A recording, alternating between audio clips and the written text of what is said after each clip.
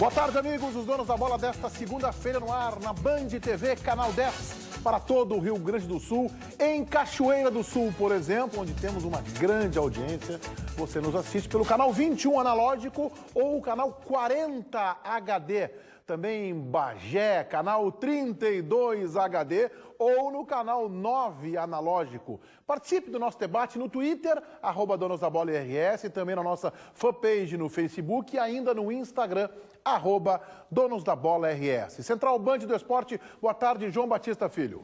Tudo bem? Boa tarde, Meneghetti. Boa tarde a todos que estão nos assistindo. E olha só, o Grêmio tem pontuação de líder do Campeonato Brasileiro, perde apenas nos cartões para o Corinthians, mas não quer nem saber em falar de possibilidade de título ou não. Tá na sua, tá quieto. Segundo o vice-presidente de futebol, Alberto Guerra, o Grêmio projeta 4 pontos nos próximos 6 disputados. Ou seja, Fluminense em Volta Redonda e também Chapecoense fora de casa lá em Santa Catarina. Nas 2 partidas fora que terá na sequência, o tricolor quer 4 pontos. Ele também falou sobre reforços, mas eu falo na sequência do programa sobre saídas e chegadas do Grêmio. Muito bem, em seguida eu vou divergir aqui amavelmente do diretor de futebol Alberto Guerra, que eu acho que o cálculo dele está errado.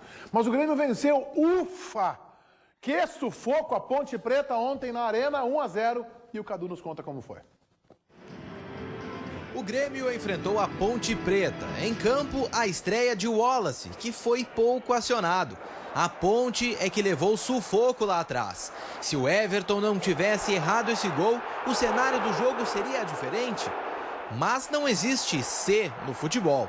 O jeito foi continuar tentando. Luan e Jeromel tiveram oportunidades para marcar. Só que o Everton teve de novo a melhor chance. A bola parou no travessão. Depois, o atacante recebeu esse lindo passe do Douglas e na frente do goleiro mandou para fora. A essa altura da partida, a Ponte já tinha um jogador a menos, porque Clayson dividiu forte com Edilson. No primeiro tempo a gente teve 3 ou 4 oportunidades claríssimas. Mais do que isso, só o capricho ali no gesto técnico. O Grêmio tinha todo o segundo tempo para aproveitar o fato de ter um homem a mais e pressionar a Ponte Preta. E ainda por cima, jogando em casa. Na teoria, um cenário favorável. Na prática... Pois é, jogo difícil. A Ponte teve a primeira chance com Nino Paraíba e depois disso montou um ferrolho. E começou a série de tentativas frustradas para o tricolor. O Grêmio criou bastante, mas finalizou mal. A maioria dos chutes e cabeceios terminava longe do gol. Para piorar, Lincoln foi expulso depois de acertar com o braço o rosto de João Vitor. A partir desse momento, eram 10 contra 10. A expulsão, né, que coloca de novo o adversário no jogo, porque iguala-se o número de jogadores de atletas dentro de campo. E a Ponte voltou a atacar. Gilson bateu de longe. Já o chute do Jefferson beliscou a trave. A torcida do Grêmio foi à loucura com o time quando Marcelo Hermes não aproveitou a oportunidade da melhor maneira. O torcedor é emoção e a gente tem que estar ali, os jogadores dentro de campo, focado para que esse tipo de coisa não atrapalhe nós dentro de campo e a gente permaneça focado os 90 minutos. Muitos já haviam ido embora do estádio, tamanha irritação. Mas no minuto 49 ainda tinha a bola rolando e também voando em direção à rede. Um golaço salvador de Luan. Se ganha no primeiro, pode se ganhar no último, tanto como se perde no primeiro e se perde no último. Eu acho que ficou dessa partida de hoje foi que a gente não aceitou o empate até o último minuto da partida. Não chuta mal, né, o Luan, né, Ribeiro Neto? Chuta mal, né? Ele tá aprendendo, O Everton pegou mal na bola, né? Mal corpo. Isso que era 49 do segundo tempo, já o corpo já não obedecendo muito bem o que pensa o cérebro, cansado, desgastado. O Grêmio ficou lá martelando a Ponte Preta, chutou muito mal o Luan. Só acertou o ângulo, né? A bola entrou. Ficou a perna Vai ver ruim mais ainda, futebol na Sky TV, Ribeiro Neto. Agora é a vez do Minuto Sky. Desta vez, segunda-feira, a oferta é a seguinte. Assinou hoje a Sky, com a oferta do dia você ganha na hora. Não é sorteio. Ganha um decodificador extra, sem custo de mensalidades.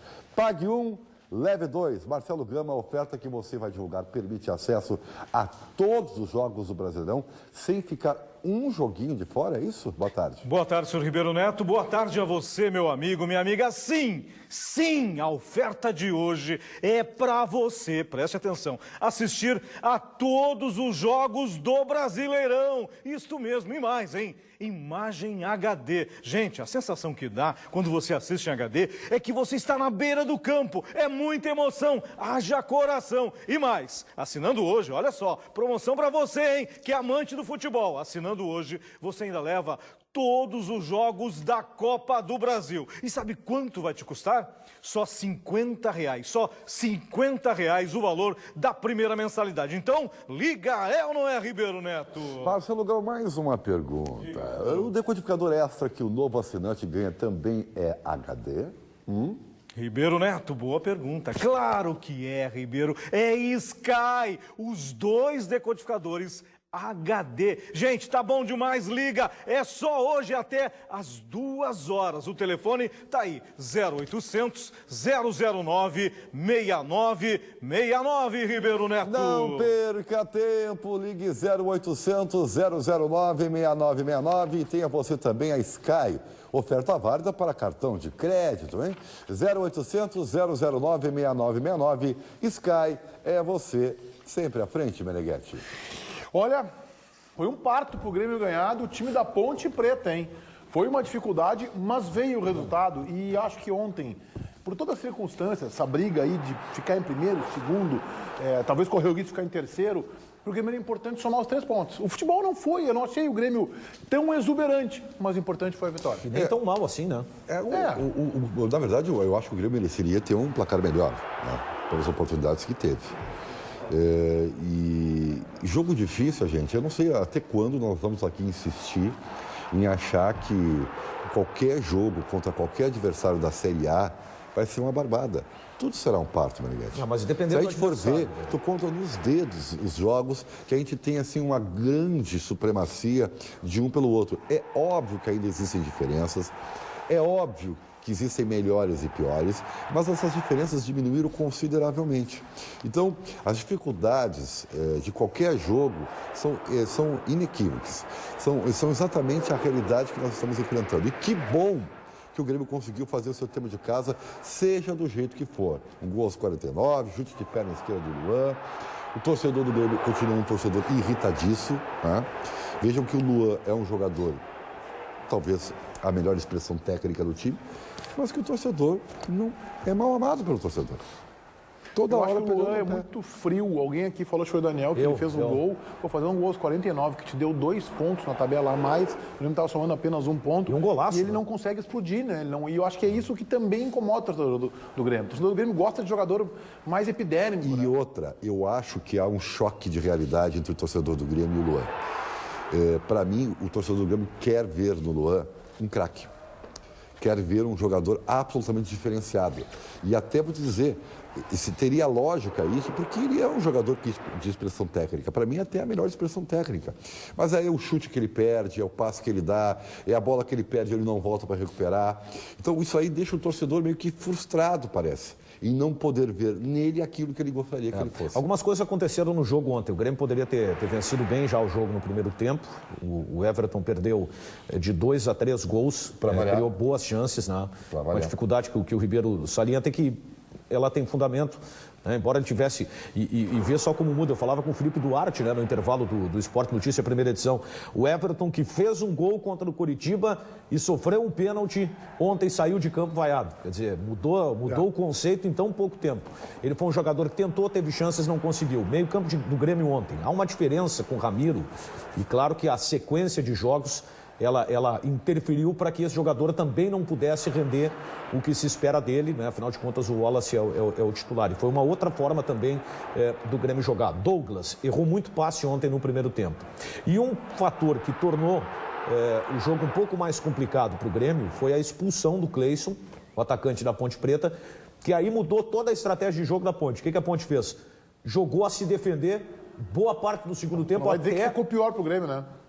Não vai dizer que ficou pior pro Grêmio, Vemos um time que marcou mais, atrapalhou. O Grêmio conseguiu, marcou mais próximo da área, Meneghetti. O Grêmio tinha a aproximação. Nem Ribeiro Neto faria uma tese tão forte quanto essa, Daniel. Não, mas para aí. O Grêmio aproximou-se da área, mas ele continuou levando perigo, mas a marcação da Ponte Preta foi maior, porque a Ponte Preta veio com proposta também de jogar. Depois, com a expulsão do Lincoln, a Ponte se abriu um pouco mais pro jogo. E aí deu mais espaço. Deu um pouco mais de espaço. Mas claro que o bom do jogo de ontem foi a vitória, né? O Grêmio poderia ter vencido por mais. Mas aí que eu quero chegar. O Grêmio criou oportunidades, perdeu gols vivos, o Everton pelo menos 2 ou 3, e não sofreu, com exceção do chute na trave do Jefferson já aos 46, porque o Grêmio se atirava para o ataque desesperadamente, o Grêmio não sofreu, não foi acossado pela Ponte Preta. O time de São Paulo não criou nada, nenhuma chance contra o Grêmio. Acho que esse foi o principal ponto, porque vinha de uma atuação muito criticada da defesa, que sofreu 4 gols lá contra o Palmeiras, e aí se tinha aquele temor. Que defesa é essa que vai jogar contra a Ponte Preta? Mas é que a Ponte Preta não, também, eu acho que tudo bem, que é saudável isso, não tomou gol, não foi nem acossado, como está fazendo referência, Felipe. Mas a Ponte Preta nem se propôs a atacar o Grêmio, especialmente depois da expulsão. Então eu não acho que a defesa do Grêmio possa dizer assim, o Roger agora consertou a defesa depois de tomar tantos gols assim do Palmeiras. Não, muito cedo. A Ponte Preta não se propôs a atacar o Grêmio. Agora, uma coisa deu para se ver, o Wallace, ele tem uma bola aérea bem diferente. Ele é um jogador que, mesmo não levando perigo a Ponte Preta, no que jogou a bola na área, ele teve vitória pessoal. Claro que é apenas o primeiro jogo, mas a gente já vê que ele é um jogador que ele tem esse fundamento aí que o Bressan, por exemplo, não tinha nem o Fred, né? Ô, João, eu já quero te ouvir com interatividade, João Batista, mas eu queria antes que você só reproduzisse qual é o cálculo que está fazendo o Alberto Guerra, o diretor de futebol do Grêmio. Então, Meneghetti, a pergunta para ele foi se o Grêmio ele é candidato a algo nesse... Até foi minha, por curiosidade, candidato a algo nesse Campeonato Brasileiro, se ele já é um postulante, porque tem pontuação para isso. Ele disse que não, que está muito cedo. O cálculo momentâneo do Grêmio é o seguinte: 4 pontos nas 2 próximas partidas do Campeonato Brasileiro, que serão fora de casa. Fluminense em Volta Redonda, porque o Maracanã está cedido para as Olimpíadas, e depois desce para jogar contra a Chapecoense na quarta-feira em Chapecó. Ainda que a tabela na matemática, de somar 4 pontos fora de casa, seja saudável, seja positivo, ainda que a tabela mostre isso. Eu estou vendo aqui que Chapecoense é o único clube invicto no Campeonato Brasileiro, embora tenha 4 empates e 2 vitórias. Tem 4 empates. É um time que empata bastante. Eu acho que o cálculo do Guerra está errado. E eu entendo quando ele diz, quando ele responde à questão que o João fez referência agora aqui no programa, que não, a gente não é candidato a nada ainda e tal, para tentar tirar um pouco da responsabilidade do grupo de jogadores. Já se sabe que esse grupo do Grêmio não resiste bem quando pressionado. Sucumbe, faz água, entra água na casa das máquinas quando tem pressão. Especialmente em competições com 2 jogos, mata ou morre e tal. Mas eu espero que internamente esse não seja o discurso do Grêmio. O Grêmio não pode se contentar, se confortar em disputar um Campeonato Brasileiro para ficar em G4, para ir para a Libertadores da América. O Grêmio tem que, no mínimo, disputar o título do Campeonato Brasileiro. O que fez no ano passado em uma única rodada. E o que o Internacional também fez no ano retrasado com o Cruzeiro em uma única rodada. Aquele jogo lá, que o Abel, acho que foi o Abel que fez a barbeiragem, achou o Alex no banco, quando colocou o Alex, o Inter reagiu e tal, mas já era tarde. Então, o Grêmio tem que ambicionar o título do Campeonato Brasileiro. Por quê? Porque o título está ao alcance. Ele está ao alcance de 6, 7 equipes. E até coloca o Internacional, acho que com uma fração de segundos atrás, um meio degrau de escada atrás, mas também está nesse bolo aí. Por que eu boto o Grêmio um pouquinho à frente? Porque eu vejo o time mais encaixado. Só por isso, mas vamos ver como é que a janela vai ter, que tipo de repercussão vai ter no Grêmio, que tipo de repercussão vai ter no Inter. O Serras está chegando aí, o Grêmio também agora está de novo cogitando contratar, e o Guerra disse que não é mais o mesmo, ou seja, jogadores diferenciados. O Grêmio, eu espero que internamente queira efetivamente ser campeão brasileiro. O Grêmio não pode ter medo. Porque aliviar a pressão, o Guerra está indo assim, não, vou aliviar a pressão, não queremos nada, nós somos... O Argel faz a mesma coisa lá do lado do Inter. Tá bem, eu acho que é legal o discurso externo, mas espero que não seja o discurso interno. Que o Grêmio, assim como o Inter, e eu estou falando agora aqui do Grêmio, queira ser campeão brasileiro, porque é possível, é viável. Eu não estou dizendo que é fácil. Acho até que é difícil. E não estou dizendo nem que é provável, é bastante improvável que a dupla conquiste o Campeonato Brasileiro neste ano. Mas é viável, há oportunidade para isso. Do primeiro ao 7º, é evidente que nós estamos no início do campeonato. 3 pontos separam. Do primeiro ao 7º. Isso só representa que, e até nós estamos observando alguns clubes crescerem. O Flamengo cresceu, o Fluminense está crescendo, o São Paulo, né? Quer dizer, o Corinthians, o que eu temo, parece estar querendo dar uma nova arrancada. Mas eu acho que o campeonato vai se manter assim, e isso é muito bom, é saudável para a competição e é saudável até para a dupla Grenal.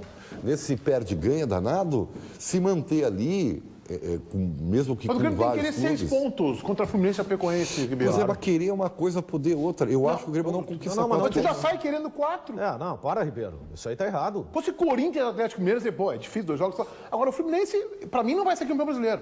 mas tá crescendo. A não ser que a janela traga 2, 3 reforços. E o Chapecoense também não vai ser campeão brasileiro, vai jogar para ficar na Série A. Sim, tal. mas tu tá vendo o histórico da Chapecoense em casa, não perde, Meneghete. Então não é... Até uma hora vai perder, até que alguém vai ser competente. Tem que ir lá querer ganhar. Aí o Grêmio vai lá e ganha do Fluminense. Não, agora o empatezinho tá bom com a Chapecoense, pelo amor de Deus. Tu pode projetar, mas se tu superar essa projeção, que bom, né? Não é fácil ganhar. Tem que querer te acomodar, né, Felipe? Não, tudo bem. Que daqui a pouco tu cria uma situação seguinte, não, esse jogo aí dá pra empatar, vamos ter calma, vamos só nos preocupar em não tomar gol. Aí tu abre mão de fazer o gol. Porque eu até acredito que a projeção do Grêmio é empate com o Fluminense e ganha da Chapecoense.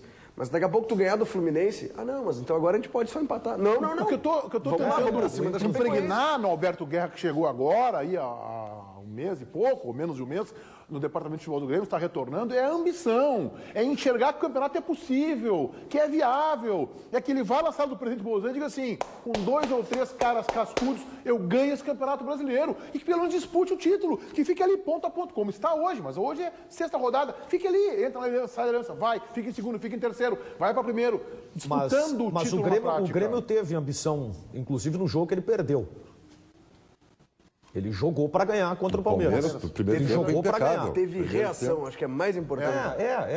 Reagiu, vibrou. Na Libertadores tomou um gol, se entregou. E ali não, ali foi a luta, insistiu. O Internacional derrotado ontem pelo Vitória no Barradão, lá em Salvador, chegou em Porto Alegre agora há pouco e o Cadu está no aeroporto e nos traz mais informações deste ambiente da chegada vermelha. Diga lá, Cadu.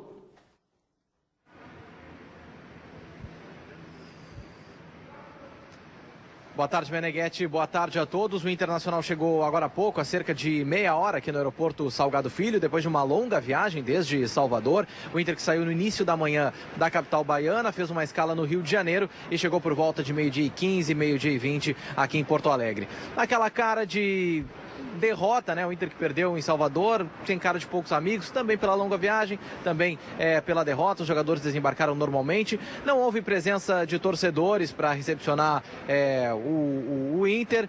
Vale lembrar que o Anselmo, o Paulão e o Eduardo Sacha também trouxeram na bagagem a suspensão, já que os 3 receberam o 3º cartão amarelo e não jogam na próxima partida. Próximo jogo que é no próximo sábado contra o América Mineiro no Beira-Rio, uma sequência de 2 partidas em casa que o Inter vai ter a partir de agora, contra o América e contra o Atlético Mineiro. Hoje a delegação do Internacional está de folga, os jogadores não vão treinar, só retomam os treinamentos amanhã no CT Parque Gigante, porque como não tem jogo nesse meio de semana, o técnico Argel deu folga hoje para que tenha uma semana mais tranquila, com trabalhos mais pausados e daí até para poder digerir também essa derrota e analisar direito as causas dessa derrota lá em Salvador. O Inter que chegou agora há pouco já está em Porto Alegre. Amanhã tudo volta ao normal no Inter, Meneghete. Obrigado, Cadu. Tá aí o registro do Cadu. A gente vê os jogadores passando ali, todo mundo meio cabisbaixo, né? Circunspecto. Doeu a derrota, né? Foi doída porque foi uma derrota, daqui a pouco a gente vai falar mais, foi uma derrota que também era viável de pelo menos empatar o jogo. Mas vou te dar uma manchete. Foi muito bom. Não, mas para um time que não quer ser campeão, que não tem ambição, tá bom. Foi muito bom. Gente, para aí, o Internacional perdeu... Não, mas o Inter não quer ser campeão. Quem disse isso? O Argel ontem. Não, o Argel disse que o Inter não quer ser favorito. Não. É diferente. Não, vem cá, campeão. A pergunta do repórter... Campeão, todo mundo quer ser. Paulinho, tem uma de cada no ar aqui, eu nem vi se você parou isso. Tem que separar essa parte do Argel pra gente definir melhor isso aí. A pergunta do repórter era o seguinte... Para um time que quer ser campeão, a atuação, o resultado... Ele entendeu? Não, mas eu não quero ser campeão. Quem disse que eu quero ser campeão? Bom, então o Inter não quer. Não, eu estou dizendo, razão. O Inter não quer ser campeão. Tem razão. Mas ele entendeu o favoritismo. Que foi também diferente. Na mesma resposta, ele entendeu o favoritismo. Sabe que essa semana eu estou impressionado com o que aconteceu. O quê? Não, a dupla Grenal perdeu. O Grêmio perdeu o primeiro jogo O Internacional perdeu o primeiro jogo e é um arrasa-quarteirão que eu vou te dizer. Não, uma mas coisa. não é. É um eu negócio entendo impressionante. perfeitamente. Não, assim, interatividade hoje é o seguinte: quem não gostava do Argel voltou à tona. Mas aqui, ó, assim, ó, voltou à tona. O Argel é um pouco diferente da questão que eu falei do Luan, tá? É que do Argel, vamos ser bem claros, o torcedor do Inter não espera quase nada. Vamos ser claro. Não espera do time, Ribeiro. Não, mas não é, mas é um pacote completo. O time não é muito fraco, tá? O Meneghetti usa a expressão limitado. Eu já acho que é muito fraco, tá? Para não dizer ruim. O Argel não é um treinador que tenha um carisma de grande estrategista. O Argel, infelizmente, eu acho que ele foi rotulado por nós, a imprensa, como o patinho feio do futebol gaúcho. Exatamente. Ele é um patinho feio. Aliás, tu me permite aproveitar a oportunidade? E eu acho uma grande injustiça com ele, que ele seja rotulado dessa maneira. Eu refleti muito depois do programa da sexta-feira, embora não fosse a minha... Não, eu faço uma autocrítica. Embora não tivesse sido a minha intenção, pelo termo usado, para, de repente, falar sobre a maneira com que se porta o Argel em entrevista coletiva, eu usei um termo inapropriado, da minha parte muito mal educado e ofensivo. Então eu quero aqui publicamente, e é uma decisão minha, e se fosse uma decisão da Bandeirantes, eu não teria nenhum problema em reconhecer. Qual é o termo que tu usou mesmo? Eu usei o tabacudo, aquele. O tabacudo. É uma palavra ofensiva. Tabacudo.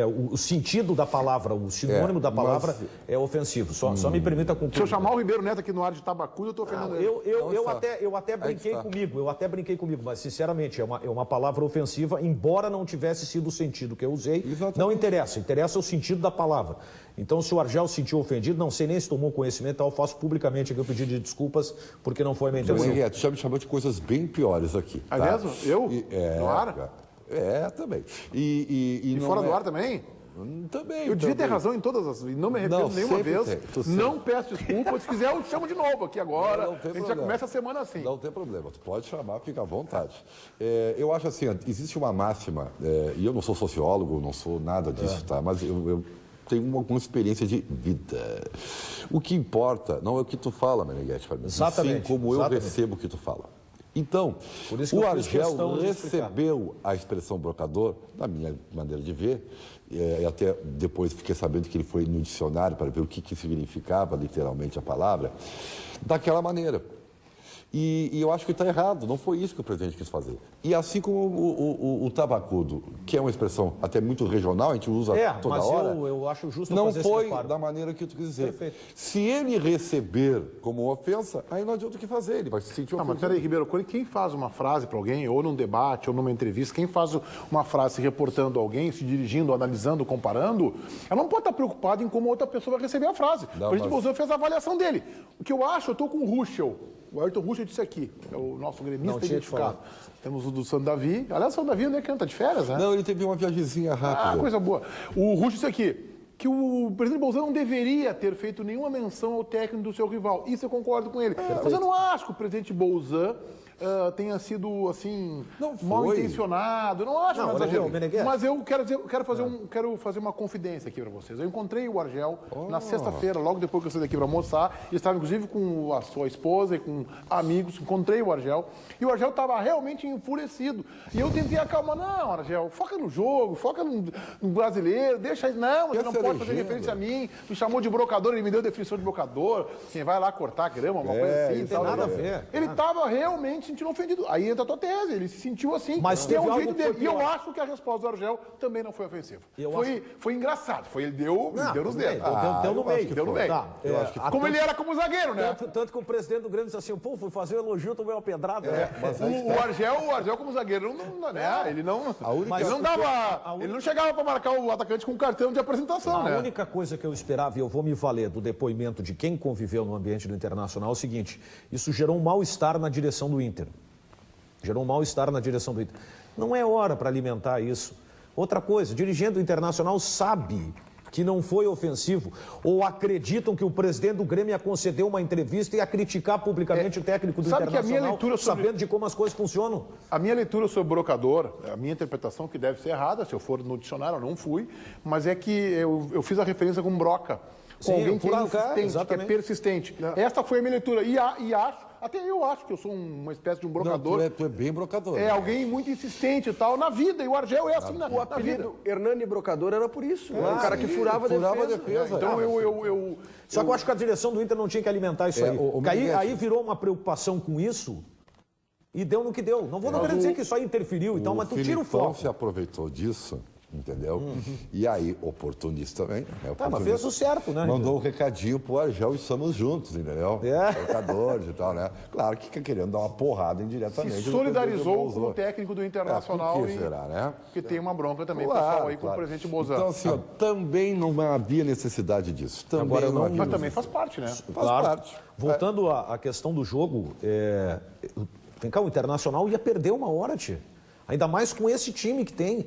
Eu não estou entendendo essa cobrança sistemática, acreditando que o Inter pode apresentar um futebol vistoso com a qualidade que tem. A única coisa que eu cobro, Daniel, é que o Inter, a todo momento, vem jogando com a corda esticada. E o próprio Inter assume isso, né?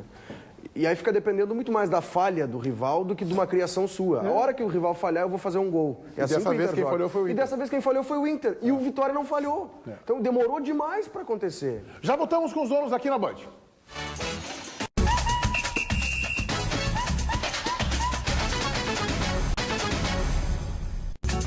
Vamos com os lances, então, da derrota do Internacional para o Vitória. Ontem, em Salvador, no Barradão, Vitória 1-0. Vantagem conquistada praticamente no primeiro lance da partida, segundo lance da partida. O Hernando errou aí, tá, Meneghetti? Mas presta atenção, porque nenhum lateral e nenhum volante se aproxima dele. Tá muito distante, né? O Inter não é um time compacto. Bota pra lateral, Felipe. Tudo bem, bota pra lateral, rola pra lateral. Mas ele não tinha opção de Ele cortou pra dentro. Tudo bem, bota pra lateral, ele cortou pra dentro. Olha, time frio no jogo, começando o jogo. Aí, bota aí pra lateral, bota agora de novo. Mas tinha um cara o lateral chegando lá. O lateral chegando lá, ele errou. Ele errou. foi Aqui, pretensioso. O Internacional não joga um futebol simples. Não joga um futebol simples baseado na limitação. Caiu ali, enfia o pé na bola, velho. Joga pro campo Então eu de quero ataque. dizer o seguinte, ó, eu não quis falar aqui na quinta-feira, mas na quarta-feira, Internacional e Atlético Paranaense, em alguns momentos dos primeiros 15, 20 minutos do jogo, eu fiquei com a impressão que o Internacional estava com salto alto. E eu vou falar uma coisa que eu sei que o Argel vai odiar, mas eu vou dizer. Argel, revê o compacto, o tape do jogo, Inter e Atlético Paranaense. Até os 20 minutos. Nós estamos tocando bola pro lado, né, ficando girando a bola, se divertindo. E o Inter está achando que vai ser fácil esse jogo. Vou corroborar contigo dizendo uma coisa, por que talvez o Aldair, o Hernando... mas é isso bandido aí, cara. Mas não é. O Hernando foi comparado ao Aldair e já acha que é. Ribeiro... Mas não existe o que ele não fez isso porque ele é o Aldair, ele errou como todo jogador erra, Ribeiro. Não é. Claro que ele errou como jogador, mas essa jogada é o jogador que é confiante demais, entendeu? Sabe? Ele não se preocupou com o perigo da jogada. Ele achou que... Bota pra lateral. Rola pra lateral. Agora tira do teu campo. Tira o pé na bola. O Vitória teve chance e tal, tudo bem, mas... o Inter perde uns gols que não cai. Eu já defendi o Wailo aqui algumas vezes. Essa é a diferença, amigo. Tá. O Internacional estava sendo competente ofensivamente. Mas o jogo que não foi, não conseguiu fazer. Aliás, nos jogos que não foi, o Wailon perdeu contra a Chapecoense e ontem perdeu contra o Vitória. Não dá. O Inter perdeu. Aqui, ó. Com todo respeito, assim, eu já te falei que o jogo difícil, tu não pode te dar o direito de perder chance de gol. Não pode. Mas todos perdem. Os maiores perdedores de gols do Internacional, o nome dele é Nilmar. Mas fazia o gol que dava a vitória. Tá, é verdade, mas como errava gol? Como errava gol? Ele tinha uma dificuldade na finalização. Só não errava tanto quanto o Rafael Moura. O Nilmar, que eu sou fã, teve um momento que ele ficou sem fazer gol aí, o Ribeiro. Levou 5 a 6 e perdia gol. Depois engrenou de novo. Sobre o Inter de ontem, o Inter criou 3 oportunidades vivas de gol, tá? Criou, teve. Não criou, teve. Aquela ali com o Wailon, né, que ele cabeceou, que ele chutou pra fora, com o erro da defesa do Vitória, a bola sobrou pra ele e a rede. A bola era difícil, tá? E ele chutou pra fora. A bola chegou meio de lado dele. Esse lance aí do William, o lance que aí do William. sim foi criação do Inter, o William aparecendo do lado direito. O goleiro vem em cima, né? Passe do Jair, e o goleiro estava em cima do lance. E no primeiro tempo, Fernando Miguel, o goleiro do Vitória, fura em bola, o Sacha sem goleiro tenta uma bicicleta e acerta a bicicleta pra fora. Gente, vem cá, o torcedor que hoje critica essa derrota, claro, tem razão, ninguém gosta de ver o time perder. O torcedor acredita que o Inter vai jogar um futebol bonito, tio? Não, mas foi o pior jogo do Internacional no Campeonato Brasileiro, até o Felipe foi o comentarista, foi. Uma hora ia jogar mal, ia. Agora o Inter, a melhora do Internacional não vai ser tão grande assim. Tem que elogiar muito mais o Inter do que criticar. Vou explicar a largada do Inter no Brasileiro. Vou explicar por quê. É uma frase bem ribeiriana, é verdade. Por que foi muito boa a derrota do Internacional.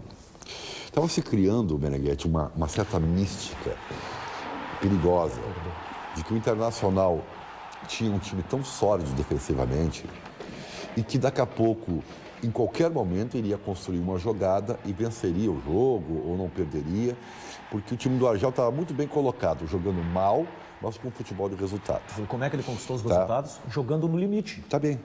Esse resultado aí, que até poderia ter sido melhor, embora eu acho que o Inter tenha merecido a derrota, coloca um ponto final nessa possível mística de que o Inter é um time intransponível. Né? Não é. O Inter jogou mal, como já voltou a jogar, e agora perdeu. Mas que intransponível, Ribeiro. Mas é verdade. Mas só tu vê o histórico do Internacional, Daniel. Intransponível. É o segundo gol em quantos jogos? Chilique? Não é. Mas não te irrita, meu amigo. Não estou irritado. Se criou isso aí e essa derrota tem um bom momento. Não, Ribeiro, tu tem mania de que se criou isso aí. Se criou, não, porque quem é que criou isso aí? Ninguém disse que o Internacional era intransponível. Muitos se surpreenderam com a campanha do Internacional. Pode não ter Estavam sido surpresos com a campanha do Inter. Pode ter sido tu a não dizer, Daniel. É que eu não falo só pra ti. Tu tem que entender, Daniel, que eu não falo só pra ti no programa. Aliás, é verdade. Nem comigo tu fala, eu te dou carona e tu não fala. É verdade. João Batista, interatividade sobre a derrota do Internacional. No nosso Twitter, na realidade, tem sobre os dois aqui, tá, Meneghete? Que a gente não falou sobre o Grêmio. O Hélio Deben tá falando que o Douglas erra muitos passes em todos os jogos, tá na bronca com o Douglas. O Xande diz, baita frase do senhor Ribeiro Neto, foi bom o Inter perder. O Maicon tá colocando que a bancada acha que o Argel termina o ano no comando do Inter? Sim, termina. Eu acho que sim. Eu também acho. Não tenho dúvida disso.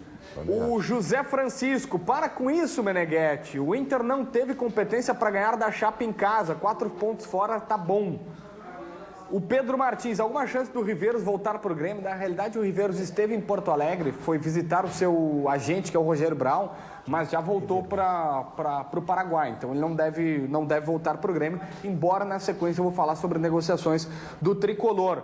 O Chato, na realidade é o Chato aqui, eu não sei porquê, mas ele está falando qual o canal HD para o Vale do Sino de Sapirangas. O nosso produtor Paulo Pires também é o canal 10, o 10.1, você coloca lá. Isso. E por fim, aqui eu separei o Zé. O Zé está falando o seguinte, foi um jogo horrível do Inter, totalmente desorganizado e nervoso. Por falar nisso, bela camisa essa do Daniel. E Ribeiro, brigador é o Daniel, que é teu Uber pessoal. Um abraço. Olha só, sobre os 4 pontos que o torcedor me deu uma chinelada lá e com razão. Ah, não, os 4 pontos fora de casa, o torcedor sempre tem razão. Então, para com isso, é muito bom. O Inter sofreu para empatar com a Chapecoense, é verdade. 4 pontos na lógica, 2 jogos fora, tanto é que eu falei isso, é muito bom. Eu só acho que o Grêmio não pode ambicionar isso, especialmente se for um discurso também interno.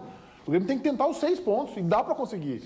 É viável, eu não estou dizendo que é fácil e nem que é provável, mas tem que tentar, tem que brigar e tem que ter esse discurso. E às vezes o dirigente tem que saber, mas eu entendo o Guerra, está chegando agora também lá, está voltando, teve uma passagem pequena de menos de um ano.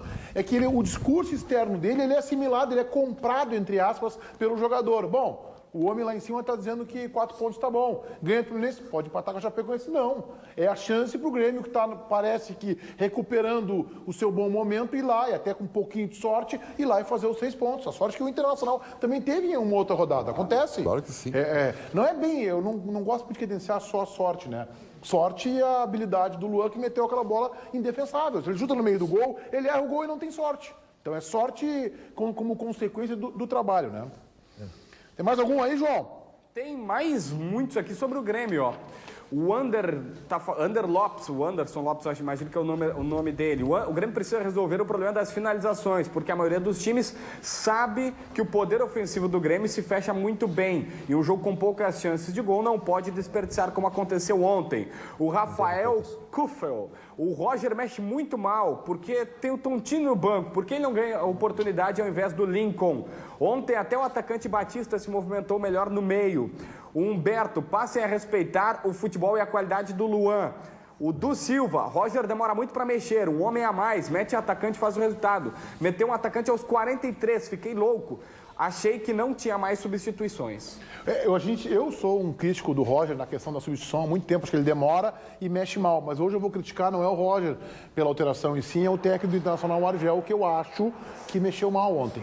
No intervalo do jogo, ele tirou o Anselmo, que estava com cartão amarelo. O Argel é meio preocupado com a questão do jogador pendurado. Ele tinha o Paulão com amarelo e tinha também o Anselmo. Teve que preservar um deles, preservou o Anselmo. E colocou o menino Jair, que também é volante, e que não é um jogador né? Assim, com grandes trunfos para criar, para ter habilidade, para chegar na frente. O Anselmo tem mais, ainda que o Anselmo não tenha mostrado um grande futebol. Eu acho que ali o Argel podia ter usado. Estava em desvantagem de placar, bota o Alex. Bota o Alex, que entrou bem de novo, né? Já faz o time um pouco mais bravo. Ah, mas pode tomar o segundo gol. Bom, e aí, tomou o segundo gol, E aí depois ele ainda botou o Ailon, né? Isso. Ali, quando ele tirou, eu não me lembro agora quem saiu, mas o Ailon entrou no lugar do Andrigo. Ali eu teria colocado o Alex. O Andrigo não foi bem ontem, o Andrigo sumiu do jogo, e ele é o meia, ele tem que se apresentar para o jogo, aquele toque recebe, foge da marcação. O Andrigo, ele se esconde, ele fugia em direção aos zagueiros. O grande problema da articulação do Inter é esse eletrocardiograma. Uma partida bem, outra nem tanto, depois volta a jogar bem. Não, você está sendo carinhoso com o Internacional. Não, eu não estou sendo carinhoso. Eu estou pegando dois jogadores. Bem, 5 mal, uma partida bem. Fala, Daniel. Eu acho que é um exagero, Ribeiro. Mas que o Inter, nesse setor, além dele não ter um jogador que dê a confiança e faça o time jogar, ele é irregular. Isso é que me faz ser fã, esse negócio da substituição do Pepe Guardiola. Que ele normalmente ele não troca o 5 pelo 5. Se o jogo está difícil, está encaroçado e as coisas não acontecem como ele projetava, ele muda o esquema tático da equipe. Ele tira um lateral e bota um meia, ou bota um outro lateral e avança um volante. Ele muda o desenho tático da equipe com as suas trocas. Dificilmente o Guardiola vai lá e tira, por exemplo, um narrador e bota outro narrador para continuar narrando, fazendo a mesma coisa, com mais eficiência e mais qualidade. Não, ele não faz isso. Ele muda o desenho tático da equipe. E os treinadores brasileiros, na minha opinião, são muito conservadores. Então, o Ribeiro Neto não está rendendo bem, ele tira o Ribeiro e bota o Meneghetti. Não. O Sampaoli faz isso também. Muda completamente o desenho. Vai pra cima, tá perdendo o jogo por 1-0. O Argel já tinha ali a derrota e o jogo estava equilibrado, entendeu? Mas o Argel já fez coisas boas assim. Claro que já, o Roger também. Eu quero que eles façam com mais frequência, que tenham mais ousadia. Vamos falar agora do Lincoln, Paulinho? Nós estamos vendo no ar com o Paulinho aqui, o Roger falando sobre a expulsão do Lincoln. Vamos acompanhar. Em seguida a gente vai acompanhar aí. O Lincoln já tinha tomado um cartão amarelo lá contra o Palmeiras, Palmeiras, uma entrada no Roger... Uma entrada... Roger Guedes. Aliás, o Roger meio que... Vamos ver o Roger falando sobre a expulsão do menino Lincoln.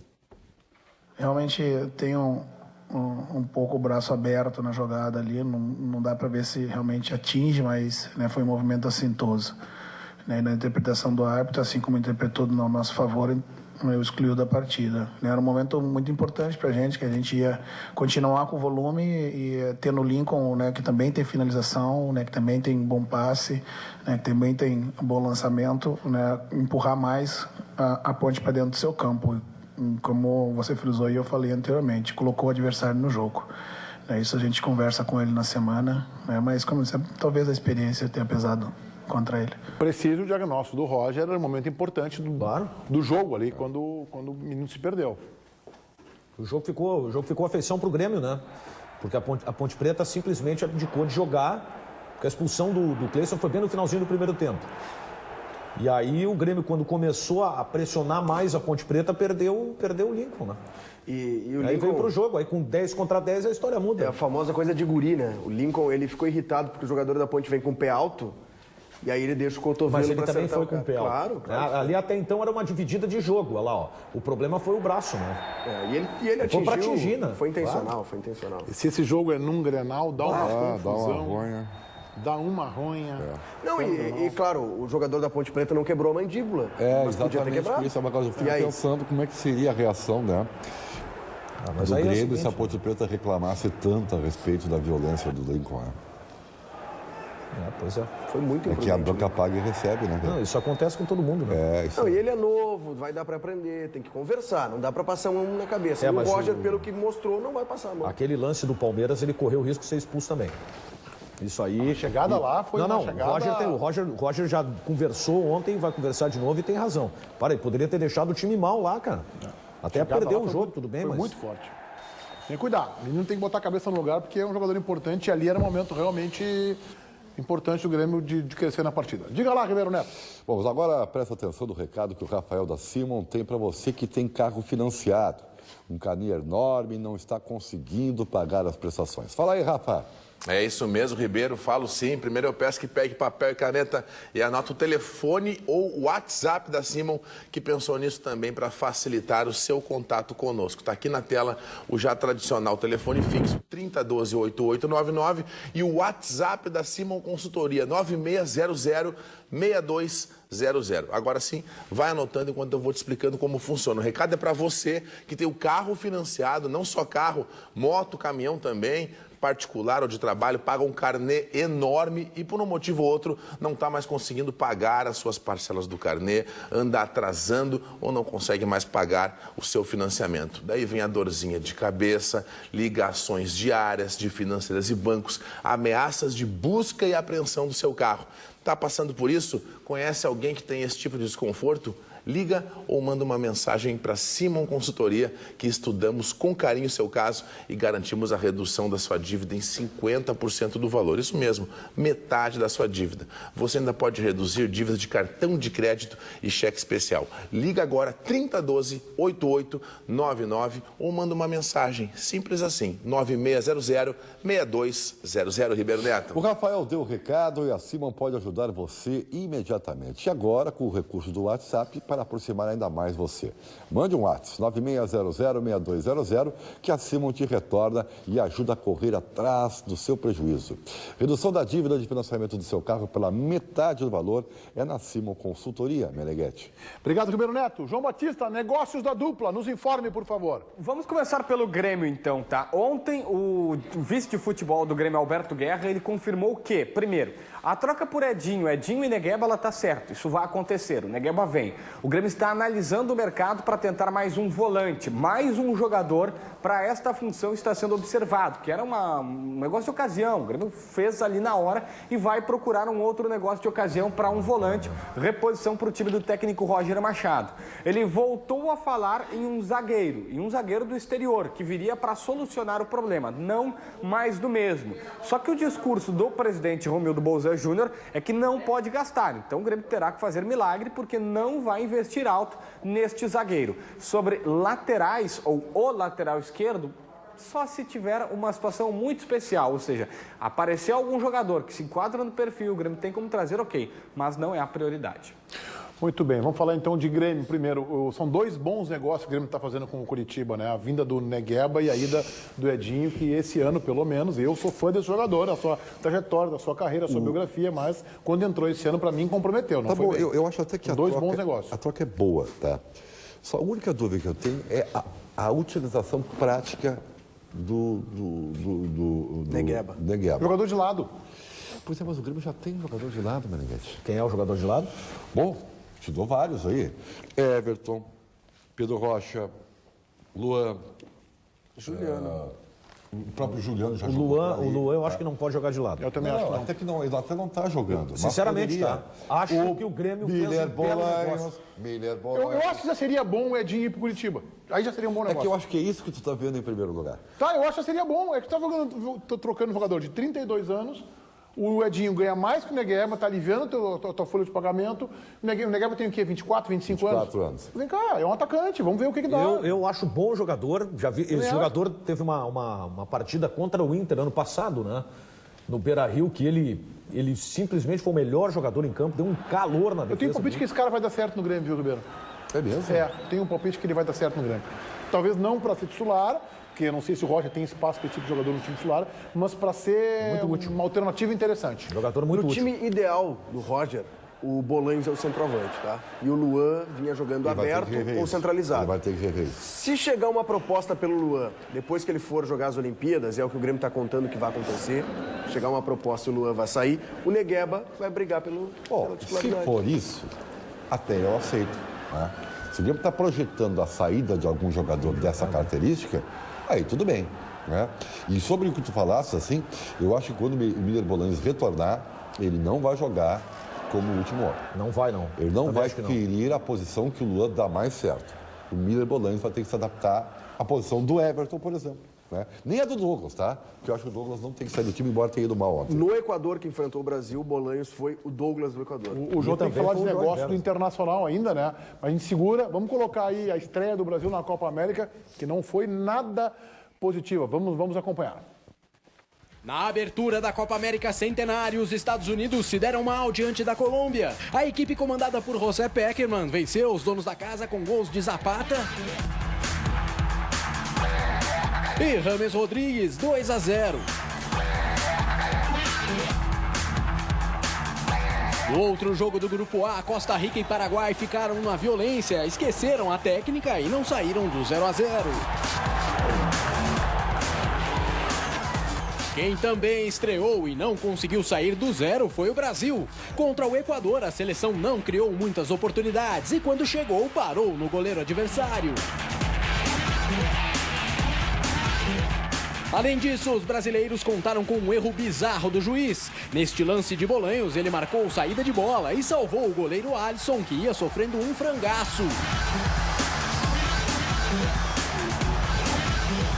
O 0-0 de Brasil e Equador assegurou a liderança da chave ao Peru nessa primeira rodada. Com gol de Guerreiro, o time dirigido por Ricardo Gareca fez os primeiros 3 pontos na competição diante do Haiti. Já a Venezuela sofreu, mas bateu a Jamaica. Martínez foi o autor do único gol da partida.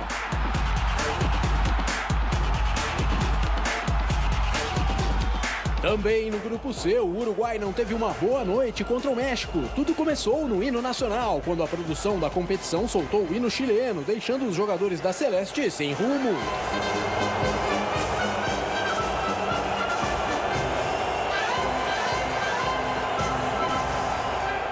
Quando a bola rolou, os uruguaios voltaram a sofrer. Logo nos primeiros minutos, Álvaro Pereira mandou o contra e fez a festa dos mexicanos. Comemoração que acabou só na segunda etapa, quando o zagueiro artilheiro Godin deixou tudo igual. Só que o também zagueiro Rafa Marques colocou o México novamente na frente. E Herrera aproveitou a liberdade e deu números finais ao jogo, 3-1 México. O Serra jogou bem, fez uma boa partida, aquele jogador que a gente sabe, está sempre uma fração de segundo assim à frente dos seus marcadores, pensa muito rápido, mas não é um jogador para botar a bola embaixo do pé, driblar 3 e fazer gol. Ele não é um grande definidor, mas é um complemento muito inteligente, muito interessante. Esse jogo do Uruguai aí foi um grande jogo, mas eu quero falar sobre aquele que seria, tem 2 leituras, um dos maiores frangos da história de um goleiro da seleção brasileira. Lembrou muito, a gente falava aqui antes do programa, o lance do Tafarel com o Jorge Veras no Leonardo Beira-Rio, aliás, do mesmo lado do campo. Agora tem um detalhe, a outra leitura, o Alisson tem estrela. Porque quando ele falhou, o lance foi anulado. Mal anulado, aliás, que a bola não saiu, né? A bola bateu na trave antes, né? Bateu na trave, bateu na trave, no braço e aí é que traiu. Porque ele não teve... Foi um horror esse lance. Foi um frangaço. Fala aí, Daniel, agora é teu momento. Não, eu não sou oportunista, Ribeiro. Eu acho que isso acontece. É o primeiro frango que eu vejo o Alisson tomar. Ele não é goleiro e toma frango. Não foi um frango, isso aí foi... Não, isso foi um dromedário, né? Não, seria um frangaço, mas não foi frango, a bola saiu. Quer dizer, o bandeirinha lá tá levantando lá, ó, saiu. E aí seria gol do Bolanhos, né? Ainda teria esse detalhe, né? Isso aí. Teria essa crueldade, esse requinte de crueldade. Mas tem estrela o Alisson, né? Quando ele falhou, o lance foi anulado. Mal anulado. Anulado. Se jogar nesse time da seleção, o cara tem tanta estrela assim. Que time bem ruim esse time do Brasil. O time do Brasil é ruim. Deus que me perdoe. O time do Brasil é ruim. Vamos ver, hoje tem um grande jogo, né? Tem Argentina e Chile, né? Chile, 11 da noite. Mas o nível técnico da competição como um todo... Mas antes de Argentina e Chile tem outro jogo melhor ainda. Bolívia e Panamá. Esse é duro. Eu não vou ver esse jogo porque eu vou acabar dormindo e não vou ver. Não, tu não vai dormir, sabe por quê? Porque tem um ativo na tua mesinha de cabeceira. Tem um ativo na tua mesinha de cabeceira. Então é o seguinte, não durma no ponto, meu amigo. O ativo coloca você na cara do gol. Chegou na área, olhou, bateu e é gol. Não vai bater na trave, não vai chutar pra fora, nem o goleiro vai defender. Não é, Luciana? Exatamente. É você pronto pro que der e vier, meu amigo. O ativo, ele vai devolver o seu prazer. prazer. Ele vai deixar você com muito mais felicidade. Ele age de dentro para fora e vai deixando você muito mais motivado, confiante e com a autoestima lá em cima. Então liga 30810700. Vai ligando, peça o seu ativo. Ele tem uma ação rápida e é eficiente. O ativo é indicado para homens de todas as idades. Sabe por quê? Porque não altera a pressão sanguínea. Então você que tem 50, 60, 70, 80, pode tomar o ativo que você vai ficar turbinado. Você vai dar um up na sua relação, valorizar o seu potencial. Agora vamos falar da promoção especial, né? Você aproveita para ligar agora no 30810700 e você não paga nada. Você vai ligar agora e só começa a pagar o primeiro pagamento daqui 45 dias. E a parcelinha, gente, a partir de R$ 29,99. Cabe no seu bolso, sim, para você ter muito mais prazer. É fácil. Na compra do segundo pacote do ativo, você ainda ganha 50% de desconto. É isso mesmo. Leva pela metade do preço e ainda tem entrega grátis e sigilosa para todo o Brasil. E é claro que para você que ligar nos próximos 10 minutos comprando seu ativo, ganha um presentaço. Então liga correndo. 30810700. 30810700, Daniel. Tá valendo então, ligue agora, próximos 10 minutos, a promoção 30810700 é ativo na área, Meneghetti. O João não falou de negócios do Internacional ainda, né, João? Não falei. Meneghetti, 2, vai lá, quem tu escolhe? Tem interatividade aqui, ó. Nico Lopes ou Ariel? Nico Lopes. Nico Lopes, o olheiro já está retornando para a Itália, observou todas as situações aqui nas categorias de base do Internacional, está levando um relatório e qual jogador o time da Udinese vai querer se o negócio irá ou não acontecer. Neste momento, o Inter está em compasso de espera, tentando uma resposta do time italiano, do dono, Gianpaolo Pozzi, o dono do time italiano, bilionário, para responder sim ou não à proposta que o Internacional fez para o Nico Lopes. Não há muito mais o que fazer neste momento. Ariel, o que acontece? Ele é aguardado amanhã aqui, ele está na Argentina, virá amanhã, deve fazer exames médicos, começar a treinar com o Inter. Feito? Não. Ele não vai jogar agora. Acontece que o mercado americano, lá na Major League Soccer, só vai abrir dia 4 de julho. Sim, uma data até simbólica, 4 de julho. O que acontece? Ele sai do México, faz uma transferência internacional para o Portland Timbers, que é um time americano, e só no dia 4 de julho, estando registrado lá, é que ele pode fazer uma transferência por empréstimo para o Brasil. O Inter acredita, Meneghetti, que em 2 a 3 dias faz essa transferência. Tem um tempo recorde, mas ok. Se isso acontecer, ele estreia na 14ª ou 15ª rodada do Campeonato Brasileiro. Tá, mas quando é que ele chega em Porto Alegre para começar a treinar? Amanhã. Tem que treinar, né? Para não ainda demorar o processo burocrático. Ele vai jogar então um pedaço de julho, agosto, setembro, outubro e novembro. 4, 5 meses. É isso aí. É isso aí.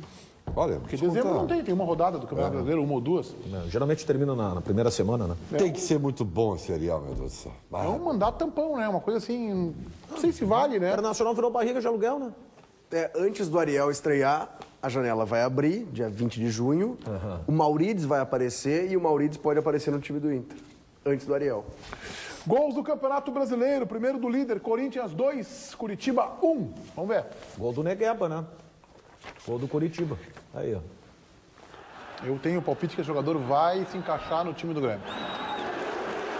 O André voltando a fazer gols. 44 segundo tempo, hein, cara? Que coisa maluca. O time do Corinthians mostrou de novo armas aí pra brigar pelo título. Impressionante. Pode ver que não é nada fácil, né? Não tem um jogo fácil, né?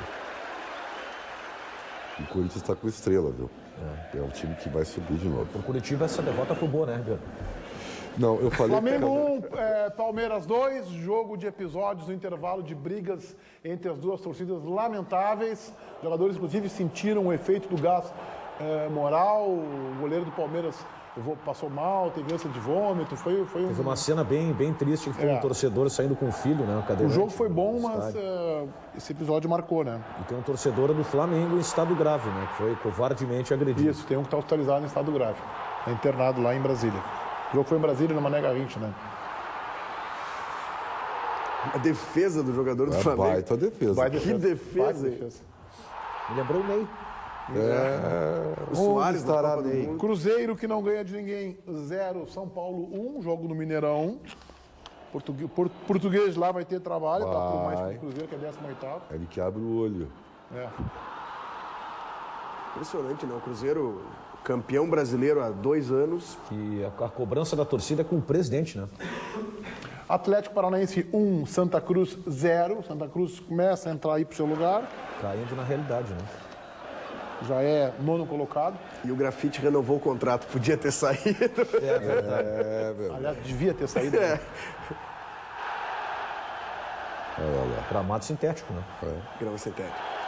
Santos 3, Botafogo 0. Esse jogo foi domingo pela manhã, né? O horário aqui alternativo, né? 11 da manhã. Botafogo, meu Deus do céu, olha. E o Neilton saiu brigado com o Santos, né? Já reserva do Botafogo, viveu o inferno.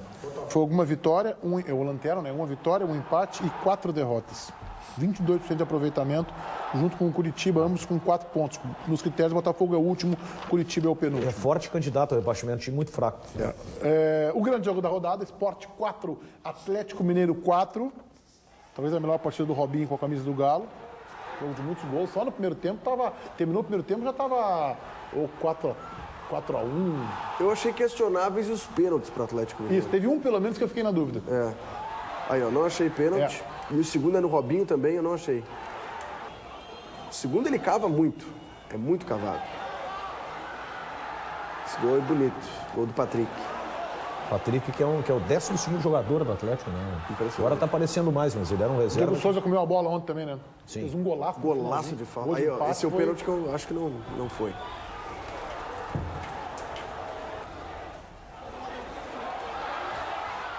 Gabriel Xavier tá muito bem no esporte. E agora o golaço de falta. Colocou com a mão, né? Colocou com a mão. E temos também América 1, Figueirense 0. Que camisa. Qual, a minha ou a do América? A do América Mineiro. A tua é dos Estudiantes? Não, mas eu preciso botar o gol do Guinha Azul, hein, Paulinho? Vamos ver o gol do Guinha Azul aí. Aliás, nós tivemos até agora 21 vitórias, já 1 a 0. Voltamos. Nossa editora Paulo Pires separou um gol e é um gol histórico de El Cholo Guinha Azul. Porque ele foi marcado ontem com o Guinha Azul jogando pelo Tadieres. Aos 49 do segundo tempo, no jogo entre o All Boys e o Tadieres fora de casa. E este gol do Guinha Azul, que não marcava um gol há 6 anos, portanto o último deve ter sido no Internacional, né? Determinou a subida do Tadieres de volta à primeira divisão depois de 12 anos. Foi pisoteado. O cara botou a chuteira na cabeça do Guinha Azul para comemorar o gol. Ó. 50 minutos do segundo tempo e o Tadieres, depois de 12 anos, volta à primeira divisão. Jogador que tinha dificuldade para chutar, né? Ele aparecia muito no time do Inter. Fez um golaço, cara. E depois ele deu uma entrevista dizendo que não foi ele que chutou, que foi Deus que empurrou a perna dele. É verdade, olha só. Toma! Aí, cara. Foi um tirambaço, hein? Que golaço, hein? Deve estar com 112 anos o Guinha Azul, né? Que aqui no Porto Alegre ele jogou com 80, né? O 37 anos, diz o Paulinho, hein? Podia estar jogando no Campeonato Brasileiro ainda em muito clube. Tranquilamente. Podia estar jogando. Toma. Que bonito gol. Voltaremos amanhã ao 12h30. Tenham todos vocês uma excelente segunda-feira. Tchau.